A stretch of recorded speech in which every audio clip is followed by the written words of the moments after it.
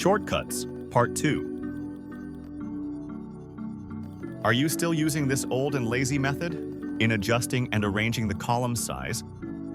Nah, this method consumed too much time. Try these steps to make your work easy.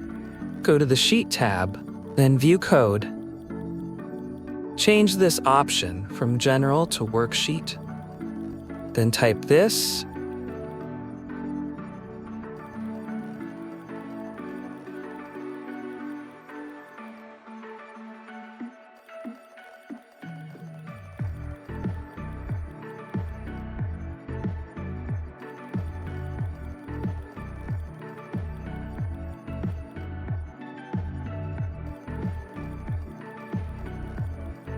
Look, columns are auto-arranged when you press Enter.